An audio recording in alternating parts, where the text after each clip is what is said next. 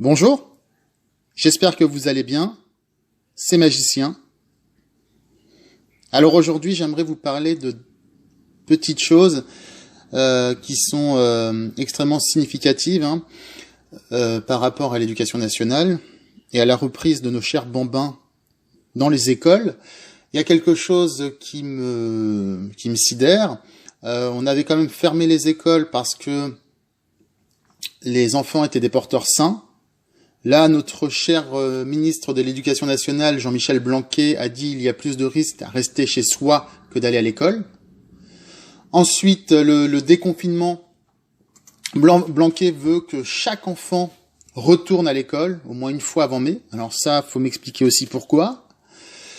Ensuite, j'aimerais vous parler d'une chose très importante. C'est un courrier qui m'a été envoyé, que vous pouvez retrouver directement sur le site de l'Éducation nationale. Se référant à la réouverture des écoles. C'est un PDF que je vais vous mettre en lien aussi. C'est le Covid-19 et ses risques de dérive sectaire. La crise du Covid-19 fragilise la population et contribue à développer un sentiment de vulnérabilité. La situation exceptionnelle que nous traversons et l'exploitation des peurs et des souffrances qu'elle suscite sont propices au risque de dérive sectaire et au renforcement de l'adhésion des adeptes. Depuis le 17 mars 2020, date à laquelle le gouvernement a opté pour un confinement strict de la majorité des Français, la mission interministérielle de vigilance et de lutte contre les dérives sectaires, Mulivud, a déjà reçu plusieurs dizaines de signalements liés à la crise sanitaire et au Covid-19. Premier point, les enjeux. Alors ça, écoutez bien parce que c'est quand même fort de café. Identifier les changements de comportement des élèves susceptibles d'être provoqués par des influences familiales ou extérieures. Prévenir les risques de déstabilisation des élèves et les comportements irrationnels. Sensibiliser les élèves aux risques des discours dangereux qui prodiguent de faux remèdes et des conseils dangereux en lien avec le Covid-19. Développer l'esprit critique des élèves pour mieux lutter contre la désinformation, les fake news, les rumeurs et les théories complotistes.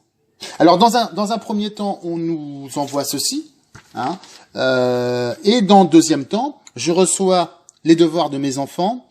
J'hallucine à chaque fois que je reçois ces devoirs, parce que alors là, faut vraiment, on nous dit qu'il faut faire attention avec l'esprit critique des élèves pour mieux lutter contre la désinformation. Et là, qu'est-ce que je vois? Mon fils qui reçoit ce texte à lire, à étudier avec des questionnaires. Je vais vous en lire un petit passage parce que c'est assez hallucinant. Vachement moi, chapitre 1. Alors, je dis juste une chose, c'est que ce texte est classé dans la rubrique des enfants, c'est un texte qu'on peut trouver en librairie dans l'humour enfant. Voilà. Chapitre 1. Je m'appelle pas 13 NRV, mon vrai nom est Paul.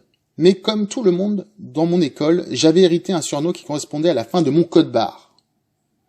Le mien, on me l'avait tatoué dans la paume de la main lorsque j'étais entré à la petite école et il s'écrivait XWZ1972W13NRV. Je le connaissais par cœur. J'aimais bien son surnom.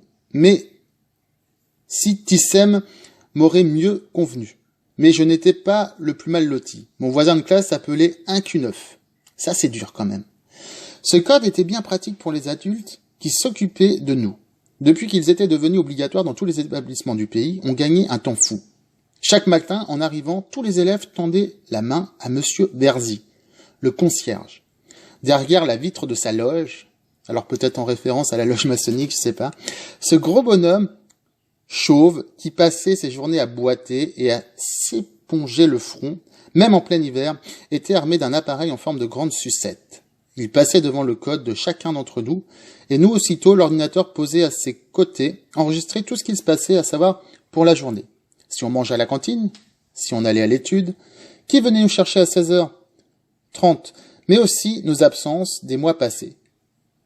Toutes nos notes depuis les petites classes, nos allergies, notre adresse, notre numéro de téléphone, l'âge de nos parents, leur métier, leurs dents, de lait, qu'il nous restait le nombre de chewing-gum que nous avions collés sous les tables.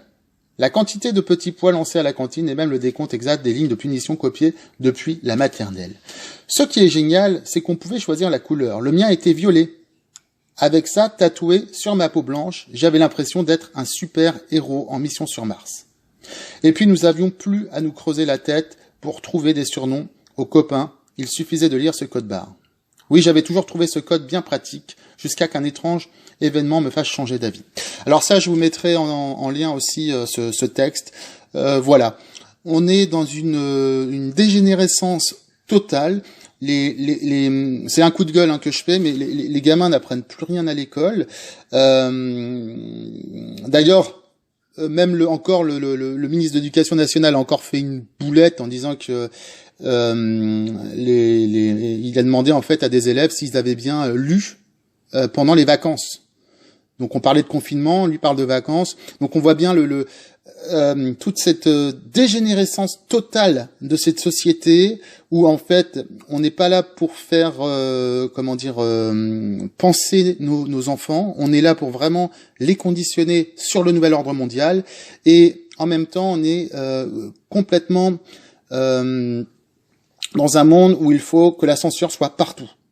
Donc voilà, c'était un coup de gueule. J'espère que cela vous a plu. Je vous dis à la prochaine vidéo. Je vous embrasse.